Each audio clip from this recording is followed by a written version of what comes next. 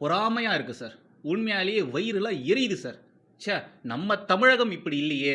நமக்கு வந்த முதலமைச்சர்கள் இப்படிலாம் அமையலையேன்னு நினைக்கும் பொழுது, உண்மையாலேயே அவ்ளோ கோவம் வருது சார்.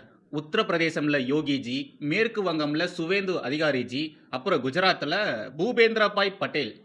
இவங்களெல்லாம் பார்க்கும்பொழுது, இவங்களுடைய நிர்வாக திறமையெல்லாம் பார்க்கும்பொழுது, உண்மையாலேயே வயித்தெரிச்சலா இருக்கு சார்.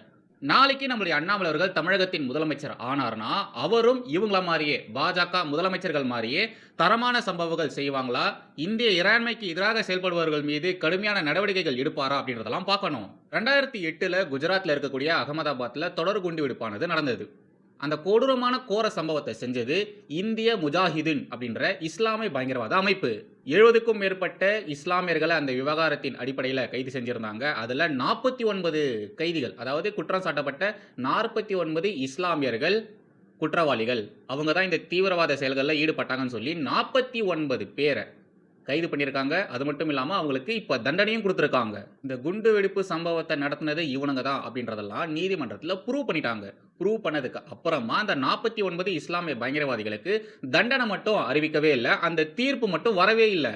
4 வருஷத்துக்கு முன்னாடியே இவனுங்களா தான் குற்றவாளிகள்னு சொல்லிட்டாங்க. பட் தண்டனை மட்டும் அறிவிக்கவே இல்லை. அந்த தீர்ப்புக்கு மட்டும் இவ்வளோ நேரமாயிருக்கு. இப்போ வந்து தீர்ப்பு இருக்கு இல்லையா, இந்த தீர்ப்பை கண்டிப்பாக நம்ம எல்லாருமே வரவேற்கணும். அதாவது இந்த தொடர் குண்டுவெடிப்பு குஜராத்தில் நடந்த, அகமதாபாத்தில் நடந்த தொடர் குண்டுவெடிப்பு இருக்கு இல்லையா, அதுக்கு சம்பந்தப்பட்ட இந்திய முஜாஹிதீன் அமைப்பை சேர்ந்த 38 முஸ்லிம் தீவிரவாதிகளுக்கு தூக்கு தண்டனை அப்படின்றத கொடுத்துருக்காங்க. மிச்சம் இருக்கக்கூடிய 11 இஸ்லாமிய தீவிரவாதிகளுக்கு ஆயுள் தண்டனையை கொடுத்துருக்காங்க. குற்றவாளிகளுக்கு தண்டனை கிடைச்சிருச்சு. ஆனா அவனுங்க செஞ்ச கேடுகட்ட காரியத்தினால பாதிக்கப்பட்ட மக்களுக்கு என்ன செஞ்சிருக்காங்க. நீதிமன்றம் பாதிக்கப்பட்ட மக்களுக்கும் சேர்த்து தான் இங்க தீர்ப்பு கொடுத்திருக்காங்க. நீதிமன்றம் என்ன சொல்லியிருக்குன்னா, பாதிக்கப்பட்ட மக்கள் இருக்காங்க இல்லையா, அவங்களுக்கு குஜராத் அரசு இழப்பீடு வழங்க வேண்டும். குஜராத் அரசு பாதிக்கப்பட்ட மக்களுக்கு இழப்பீடு வழங்க வேண்டும் அப்படின்ற மாதிரி தீர்ப்பு கொடுத்திருக்காங்க. குண்டு வெடிப்புல உயிரிழந்து போயிருப்பாங்க இல்லையா, அவங்களுடைய குடும்பத்தினருக்கு 10 லட்சம் ரூபாய், அந்த குண்டு வெடிப்புல பாதிக்கப்பட்டிருப்பாங்க இல்லையா, படுகாயங்கள் அடைஞ்சிருப்பாங்க இல்லையா, அவங்களுக்கு தலா 5 லட்சம் ரூபாய் கொடுக்கணும் அப்படின்ற மாதிரி நீதிமன்றம் தீர்ப்பு கொடுத்திருக்கு. அதுவும் 2027 மார்ச் 30க்குள்ள இதை நீங்க நிறைவேற்றணும் அப்படின்ற மாதிரி குஜராத் அரசுக்கு நீதிமன்றம் தீர்ப்பு கொடுத்திருக்கு. தூக்கு தண்டனை ஓகே, ஆயுள் தண்டனை ஓகே, பாதிக்கப்பட்ட மக்களுக்கு இழப்பீடு தரணும் சொல்லியிருக்கிறது ஓகே. ஆனா பாதிக்கப்பட்ட மக்களுக்கு குஜராத் அரசு ஏன் இழப்பீடு தரணும்? இஸ்லாமிய பயங்கரவாதிகள் மதவெறி காரணமாக இப்பேற்பட்ட கேடுகட்ட காரியத்தை செஞ்சிருக்கானுங்க. தப்பு பண்ணது அவனுங்க, இஸ்லாமிய பயங்கரவாதிகள். அவனுங்க பண்ண தப்புக்கு பாதிக்கப்பட்ட மக்களுக்கு இழப்பீடு மட்டும் ஏன் அரசு தரணும்? தெரியாம கேட்கிறேன். அரசு ஏங்க இழப்பீடு தரணும்? அரசு இழப்பீடு கொடுக்கறதுக்காக தான் குஜராத் மக்கள் வரி கட்டுறாங்களா? அந்த கேடுகட்ட காரியத்தை செய்த முஸ்லிம் பயங்கரவாதிகளின் குடும்பத்தினர் இன்னமும் அங்க இருக்காங்க தானே? அவனுங்களுக்குன்னு சொத்துக்கள் இருக்குதானே? அந்த சொத்துக்களை அரசுடைமையாக்குங்க. அந்த கேடுகட்ட காரியத்தை செய்த பயங்கரவாதிகளுக்கு ஆதரவு கொடுக்கிற வகையில அந்த வழக்கை நடத்தினதெல்லாம் யாரு? அந்த கேடுகட்ட காரியத்தை செய்த பயங்கரவாதிகளுடைய குடும்பத்தினருக்கு நிதியுதவிகள் செஞ்சதெல்லாம் யாரு? நிறைய இஸ்லாமிய அமைப்புகள் இருக்குதானே? ஜமாத் மாதிரியான இஸ்லாமிய அமைப்புகள் இருக்குதானே? யார் யாரெல்லாம் பயங்கரவாதிகளுக்கு ஆதரவாக செயல்பட்டாங்களோ, நிதி உதவி கொடுத்தாங்களோ, அவனுங்களுடைய சொத்துக்களை அரசுடைமையாக்குங்க. அப்புறம் அதிலிருந்து பாதிக்கப்பட்ட மக்களுக்கு இழப்பீடு கொடுங்க. ஏங்க அரசு தன்னுடைய வரி பணத்தை, மக்கள் கொடுக்கக்கூடிய அந்த வரி பணத்தை இழப்பீடு தொகையாக பாதிக்கப்பட்ட மக்களுக்கு கொடுக்கணும்? எவன் குற்றம் செஞ்சானோ, அவனுக்கு யார் யாரெல்லாம் சப்போர்ட் பண்ணாங்களோ, அவன் குடும்பத்தில் இருக்கக்கூடியவர்கள் யார் யாரெல்லாம் அவனுக்கு சப்போர்ட்டா நின்னாங்களோ, அவன் வழக்கை யார் யாரெல்லாம் நடத்தினாங்களோ, அவங்களுடைய சொத்துக்களை முடக்குங்க. இது மாதிரி பயங்கரவாத செயல்களில் ஈடுபடக்கூடிய பயங்கரவாதிகளுக்கு ஆதரவு தரக்கூடிய அமைப்புகளுடைய சொத்துக்களை முடக்குங்க. அப்பதான் நாளைக்கு இத மாதிரியான பயங்கரவாத தாக்குதல்கள் நடத்தும் பொழுது இத மாதிரி செஞ்சவங்களுக்கு ஆதரவாக எவனும் வந்து நிக்க மாட்டான். ஏன்? அவனுங்களே பயப்படுவானுங்க. நாம இன்னைக்கு செஞ்சுட்டு போயிட்டோம்னா நாளைக்கு நம்ம குடும்பம் நடுத்தெருவுல நிற்கும் அப்படின்ற ஒரு காரணத்துக்காக அவனுங்க இத மாதிரி பயங்கரவாத செயல்களில் ஈடுபடுறதுக்கு பயப்படுவானுங்க. இந்த ஒரு தீர்ப்பு எனக்கு உண்மையாலேயே உள்ளபடியே சந்தோஷம் தான். ஆனா இழப்பீடு அப்படின்ற அந்த ஒரு விவகாரத்துல அரசு அந்த இழப்பீடு தொகையை கொடுக்கணும்னு சொன்னாங்க இல்லையா, அந்த ஒரு விஷயத்தை மட்டும் உண்மையாலேயே ஏத்துக்கவே முடியல. கோவை தொடர் குண்டு வெடிப்பு ஞாபகம் இருக்குங்களா? அதே ஃபார்மட்ல தான் குஜராத்ல இந்த தொடர் குண்டு வெடிப்பு நிகழ்வானது நடந்திருக்கு. கோவை தொடர் குண்டு வெடிப்புக்கு முன்னோடி என்ன? மும்பைல நடந்த தொடர் குண்டு வெடிப்பு. அது எப்படின்னு எனக்கு புரியலங்க. இந்த இஸ்லாமிய பயங்கரவாதிகள் எந்த நாட்டுல இருந்தாலும் சரி, நாட விட்டுருங்க. நம்ம நாட்டுக்குள்ளேயே எடுத்துக்கோங்களேன். நம்ம நாட்டுல எந்தெந்த மாநிலங்கள்ல இது மாரியான தொடர் குண்டுவெடிப்பு நிகழ்வுகள் நடந்திருக்கு அப்படின்றத எடுத்து பாருங்களேன். சொல்லி வச்ச மாரி இந்த இஸ்லாமிய பயங்கரவாத அமைப்புகள் ஒரே மாரி தான் செயல்பட்டுருக்காங்க. ஒண்ணும் இல்ல. ஸ்ரீலங்கால ஒரு தொடர் குண்டுவெடிப்பு நடந்தது. ஞாபகம் இருக்குங்களா? ரீசென்ட்டா தான் நடந்தது. ஐ திங்க் அது ஈஸ்டர் அட்டாக்ன்னு நெனைக்கிறேன். அந்த அட்டாக்குக்கு பேரு அதுதான் நெனைக்கிறேன். அதுவும் பாருங்க, சேம் ஃபார்மட்ல தான் இருக்கும். இங்க எப்படி தொடர் குண்டுவெடிப்பு நிகழ்வு நடக்கும் பொழுது, பாதிக்கப்பட்ட மக்கள் ஹாஸ்பிட்டலுக்கு வருவாங்க, காயப்பட்டவர்கள் ஹாஸ்பிட்டலுக்கு வருவாங்கன்னு தெரிஞ்சு, ஹாஸ்பிட்டல்ல குண்டு வச்சானுங்களோ, அதே மாரி குஜராத்லயும் பண்ணியிருக்கானுங்க. குஜராத்லயும் இந்த தொடர் குண்டுவெடிப்பு நடந்தது இல்லையா? அந்த நேரத்துல ஹாஸ்பிட்டல்ல குண்டு வச்சிருக்கானுங்க. இம்புட்டு கேடுகெட்ட கேவலமான மனித குலத்துக்கு விரோதமான செயல்கள்லாம் செஞ்சுப்புட்டு, எப்படிங்க அமைதி மார்க்கம்னு சொல்லிக்கிறாங்க? உண்மையிலே இது எனக்கு புரியவே இல்ல. நம்ம இஸ்ரேலு, பாலஸ்தீன போட்டு பொளந்தாங்கல்லையா? அந்த காலகட்டங்கள்ல, அந்த நேரத்துல இங்க இருக்கக்கூடிய ஒரு சில உத்தம சீலர்கள், யோகியவான்கள் இவனுங்கலாம் என்ன சொன்னானுங்க? பாருங்க, காசால இருக்கக்கூடிய குழந்தைகள கொல்றாங்க. பாருங்க, பாலஸ்தீன்ல இருக்கக்கூடிய சின்ன சின்ன குழந்தைகள கொல்றாங்க. ஐயோ! பாருங்க இந்த யூதர்கள் ஹாஸ்பிட்டல்ல குண்டு போடுறாங்க.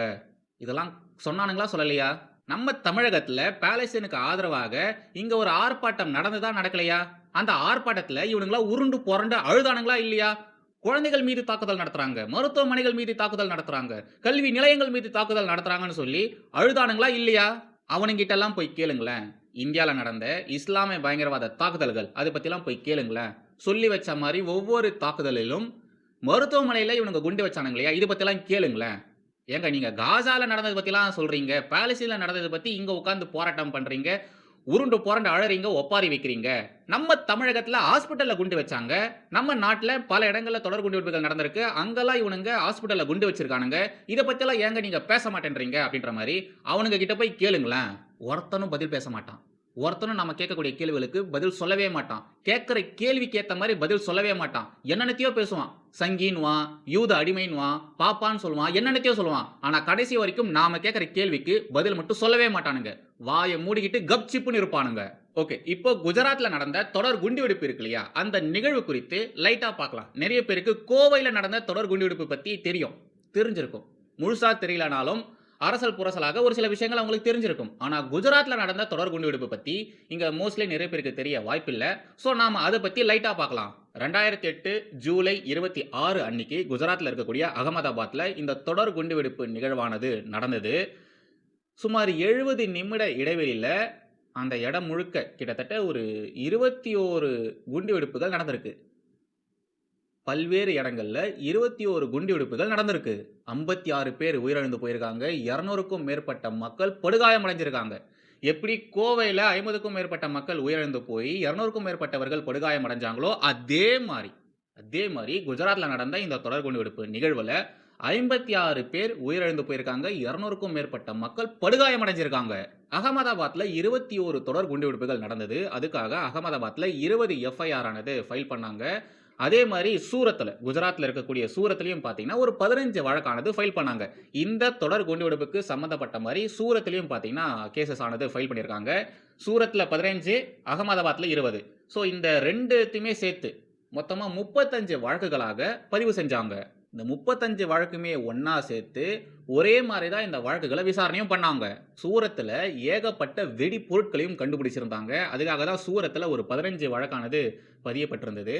சூரத்ல நடந்த அந்த ஒரு தேடுதல் வேட்டையில பிடிப்பட்ட வெடிபொருட்களுக்கும், அகமதாபாத்ல நடந்த தொடர் குண்டுவெடிப்புகளுக்கும் தொடர்பு இருக்குன்னு சொல்லி தான் இந்த 2 விவகாரத்தையுமே இணைச்சிருக்காங்க. அந்த 35 வழக்குகளுமே ஒண்ணா சேர்த்து விசாரணை பண்ணியிருக்காங்க.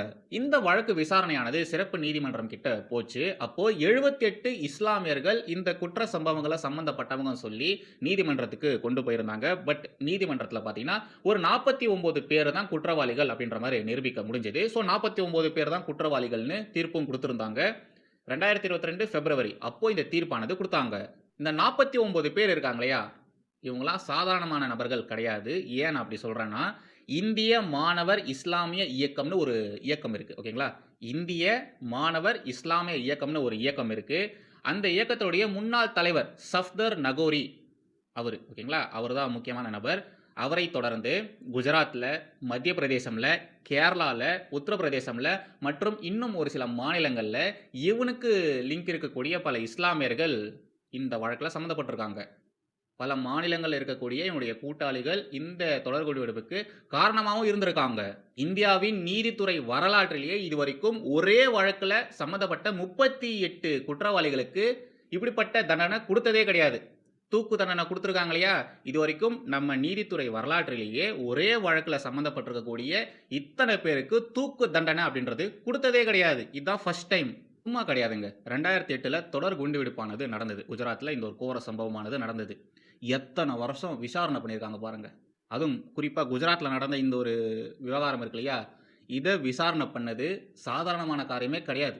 தினமும் விசாரணை பண்ணியிருக்காங்க.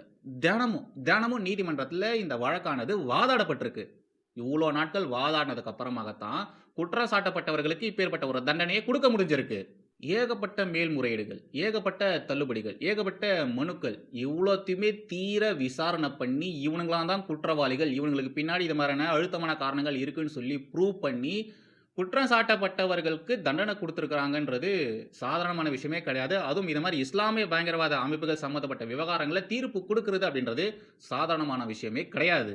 நீதிமன்றம் குடுத்திருக்கக்கூடிய இந்த ஒரு தீர்ப்புக்கு குஜராத் மக்கள் பயங்கரமா சப்போர்ட் பண்ணியிருக்காங்க. அண்ட் அங்க குஜராத்ல இருக்கக்கூடிய முதலமைச்சர், துணை முதலமைச்சர் அவங்க எல்லாருமே பயங்கரமா சப்போர்ட் பண்ணியிருக்காங்க. ரொம்ப சந்தோஷப்பட்டுருக்காங்க. இந்த ஒரு வழக்கினுடைய தீர்ப்பு இருக்கு இல்லையா? இது ஒரு முன்னோடி. இது மாரி பயங்கரவாதத்தை யார் யாரெல்லாம் கையில எடுக்குறாங்களோ, அவங்களுக்கெல்லாம் இந்த ஒரு தீர்ப்பு சிம்ம சொப்பனமா இருக்கும். இதுக்கப்புறம் தப்பு பண்றவன்லாம் யோசிப்பான், பயப்படுவான். உலக நாடுகளுக்கு இந்த ஒரு தீர்ப்பானது கண்டிப்பா முன்னோடியா இருக்கும். பயங்கரவாதத்தை கையில எடுத்தவனுங்களுக்கு பாரபட்சம் பார்க்காம நாம இப்பேற்பட்ட தண்டனையை குடுத்து தான் ஆகணும் அப்படின்ற மாரி குஜராத்தினுடைய துணை முதலமைச்சரா இருக்கக்கூடிய சங்வி அவர்கள் சொல்லியிருக்காங்க. ஆல்சோ முதலமைச்சர் இருக்கார் இல்லையா? அவரும் இதே மாதிரியான கருத்தை தான் சொல்லியிருக்காரு. அண்ட் நீதிமன்றம் சொல்லியிருக்காங்க இல்லையா? பாதிக்கப்பட்ட மக்களுக்கு 10 லட்ச ரூபா, 5 லட்ச ரூபா அப்படின்ற மாதிரிலாம் சொல்லியிருந்தாங்க இல்லையா? அதாவது உயிரிழந்தவங்களுக்கு 10 லட்ச ரூபா அவங்க குடும்பத்தினருக்கு, பாதிப்படைந்தவங்களுக்கு காயப்பட்டிருப்பாங்க இல்லையா? அவங்களுடைய குடும்பத்தினருக்கு 5 லட்ச ரூபான்னு சொல்லியிருந்தாங்க இல்லையா? அந்த ஒரு விஷயத்த நாங்க சீக்கிரமாவே நிறைவேத்துறோம் அப்படின்ற மாரி குஜராத்துடைய முதலமைச்சர் சொல்லியிருக்காரு. அது மட்டும் இல்லாம பாதிப்படைந்த குடும்பத்தினருக்கு இன்றளவும் குஜராத் அரசானது உறுதுணையாக இருக்கு. எப்பவுமே அவங்களுக்கு சப்போர்ட் பண்ணிட்டு தான் இருக்கு அப்படின்ற ஒரு விஷயத்தையுமே அவர் சொல்லியிருக்காரு. இப்ப அப்படியே கொஞ்சம் தமிழகம் பக்கம் வாங்களேன். தமிழகத்திலயும் இதே மாரி தான் தொடர் குண்டுவெடிப்பு நிகழ்வானது நடந்தது. ஓகேங்களா? எப்படி குஜராத்ல நடந்ததோ அதே மாரி தான் குஜராத்துக்கு முன்னாடியே தமிழகத்துல நடந்திருக்கு. அதே மாதிரியான இஸ்லாமிய பயங்கரவாத அமைப்பு தான் இங்கேயும் அப்படிப்பட்ட ஒரு கோர நிகழ்வை நடத்தியிருக்கு. பாதிக்கப்பட்ட மக்கள் இன்னமும் இங்க இருக்காங்க. குற்றவாளிகளினுடைய குடும்பத்தினர் இன்னமும் இங்க தான் இருக்காங்க. குற்றவாளிகளுக்கு சப்போர்ட் பண்ணவங்களும் இன்னமும் இங்க தான் இருக்காங்க. பாதிப்படைஞ்சிருப்பாங்க இல்லையா? பாதிக்கப்பட்ட மக்கள் இருக்காங்க இல்லையா? அவங்களும் அவங்களுடைய குடும்பத்தினரும் இன்னமும் இங்க தான் இருக்காங்க. ஆனா தமிழக அரசு பாதிப்படைந்த மக்களுக்கு என்ன செஞ்சது? குற்றங்கள் செஞ்சாங்க இல்லையா? குற்றவாளிகள், அந்த பயங்கரவாதிகள். அவனுங்களுக்கு ஆதரவாக இங்க இருக்கக்கூடியவர்கள் என்ன செஞ்சாங்க? இங்க இருக்கக்கூடியவர்கள் அந்த சென்ஸ் என்னன்னா, இங்க இருக்கக்கூடிய அரசியல் கட்சிகள், இங்க இருக்கக்கூடிய அமைப்புகள், இவங்கலாம் அவங்களுக்கு என்ன செஞ்சாங்க? ஒண்ணும் இல்ல. ஜஸ்ட் நீங்க அந்த ஒரு வித்தியாசத்த மட்டும் பாருங்களேன். தமிழகத்துல இப்படிப்பட்ட ஒரு கோர நிகழ்வு நடந்திருக்கு. பாதிக்கப்பட்ட மக்கள் ஒரு பக்கம், அந்த பாதிப்பை ஏற்படுத்திய மக்கள் ஒரு பக்கம். இங்க பாதிக்கப்பட்ட மக்களுக்கு ஆதரவாக யாராச்சும் குரல் குடுத்திருக்காங்களா? பேசுறாங்களா? அரசியல் கட்சி தலைவர்கள் யாராச்சும் பேசியிருக்காங்களா? இல்ல. ஆனா அந்த பாதிப்பை ஏற்படுத்திய மக்கள் இருக்காங்க இல்லையா? அவங்களுக்கு ஆதரவாக இங்க ஒரு கூட்டம் இருக்கு. அரசியல் கட்சிகள் இருக்காங்க. வெளிப்படையா அவங்களுடைய ஆதரவு குடுக்குறாங்க. உண்மையாலே தான். விசிக, திமுக, அதிமுக, நாத்தாக்க இவங்கலாம் பார்த்தீங்கன்னா, அந்த இஸ்லாமிய பயங்கரவாதிகளுக்கு வெளிப்படையாக ஆதரவு குடுக்குறாங்க. கோவை தொடர் குண்டுவெடிப்புக்கு காரணமா இருந்த அந்த பாஷா அப்படின்றவன், அப்பா, ஐயையோ செத்து போயிட்டியே அப்பா, நீ இல்லன்னா அந்த சமூகம் என்ன பண்ணும் அப்பா அப்படின்ற மாரி சீமான் அழறாரு. வன்னியரசு அழறாரு. எப்படிங்க உங்களால இப்படிலாம் பண்ண முடியுது? எப்படி பண்ண முடியுது? அவன் தீவிரவாதி, பயங்கரவாதி அவன். அவன் அப்பாவி மக்களை கொன்னு இருக்கான். அவனுக்கு ஆதரவாக இங்க ஒரு கூட்டம் வெளிப்படையா சப்போர்ட் பண்ணுது.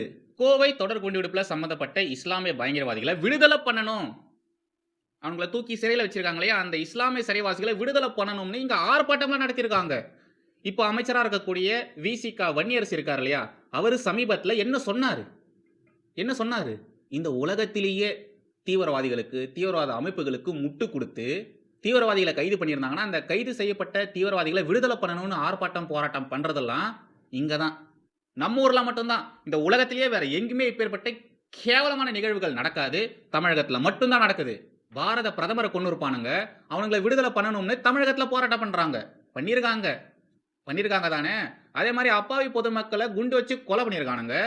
அவனுங்களாம் யோகியவான்கள் மாதிரி, ஏதோ சுதந்திர போராட்ட வீரர்கள் மாதிரி அவனுங்களை நீங்க விடுதலை பண்ணணும். நீண்ட கால பரோல் தரணும் அப்படின்ற மாதிரிலாம் போராட்டம், ஆர்ப்பாட்டம் பண்ணுவாங்க. வேற எங்கேயாச்சும் இப்பேற்பட்ட கேவலமான நிகழ்வுகள் நடக்குமா? நீங்களே சொல்லுங்க.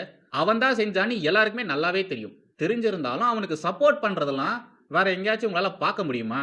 பார்க்கவே முடியாது. நம்மளால இங்க மட்டும் தான் பார்க்க முடியும்.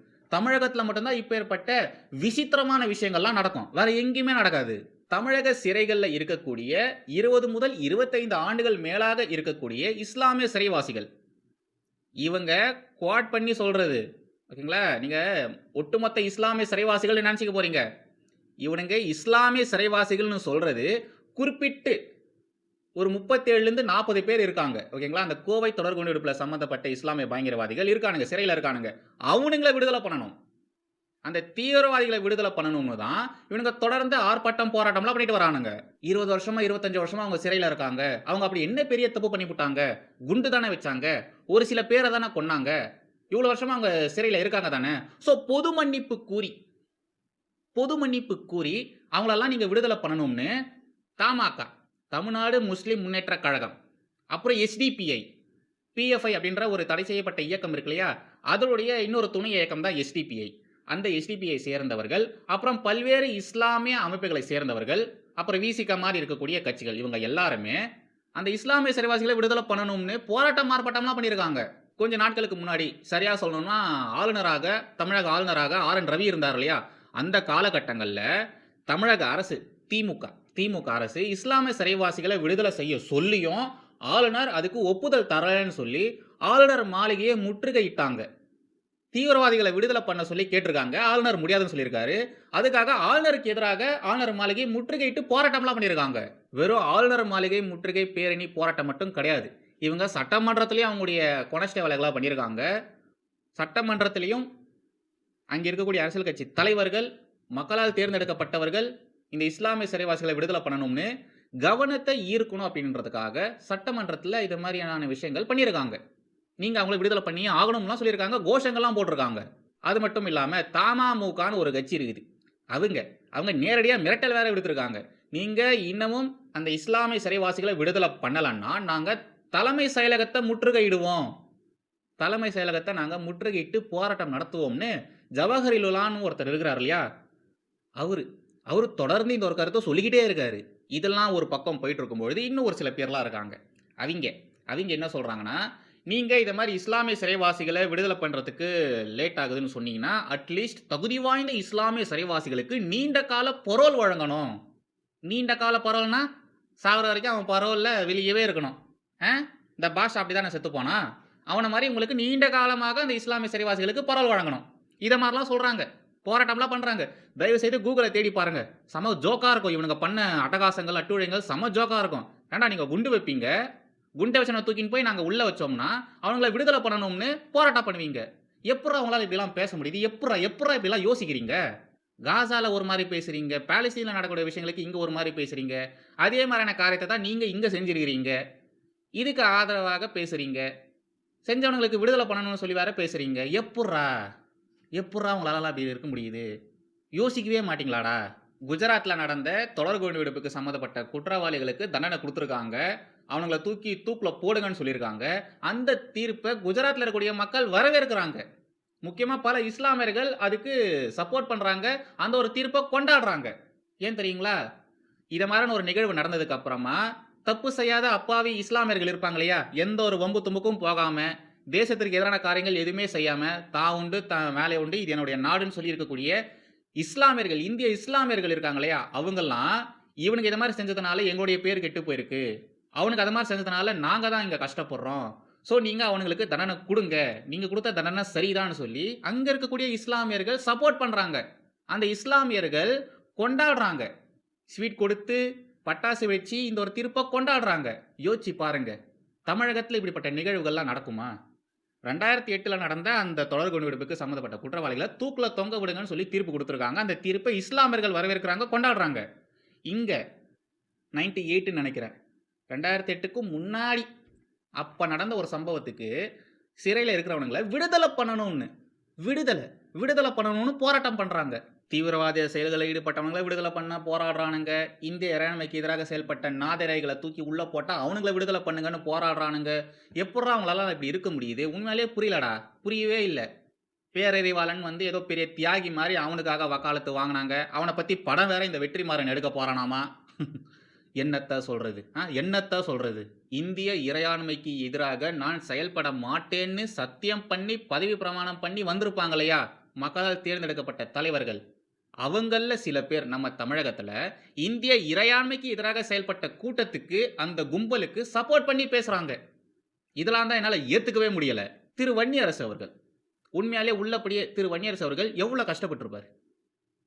எவ்வளோ பார்க்கக்கூடாத விஷயங்கள அவர் பார்த்திருப்பாரு? விசிகான்ற வன்னியரசு மட்டும் கிடையாதுங்க. விசிகான்ற ஒரு கட்சியே பல துன்பங்கள அனுபவிச்சிருக்கும். திரு திருமாவளவன் அவர்கள் சொல்லுவார் பாருங்க. அவரு எவ்வளோ கஷ்டப்பட்டிருக்கு அப்படின்றதெல்லாம் அவர் சொல்வாரு.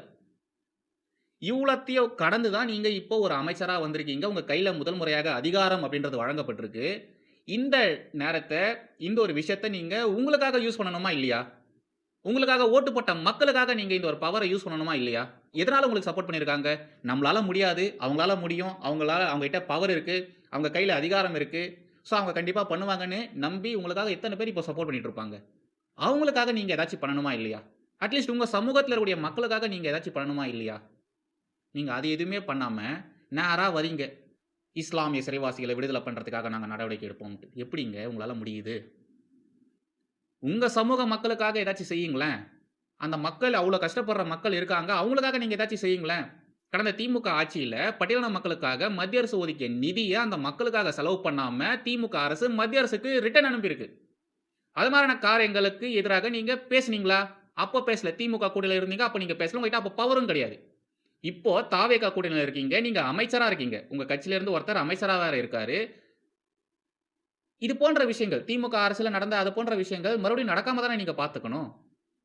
பட்டியலின மக்களுக்காக மத்திய அரசு கொடுக்கக்கூடிய சலுகைகளை நீங்க அந்த மக்களுக்காக கொண்டு போய் சேர்க்கணும் தானே. நீங்க மத்திய அரசுனே போட வேண்டாங்க. மோடி பேரை நீங்க உச்சரிக்க வேணாம். நாங்க தான் செஞ்சோம் அப்படின்ற மாதிரி சொல்லியாச்சு. அந்த மக்களுக்கு செய்ய வேண்டியதை செய்யலாம் இல்லையா?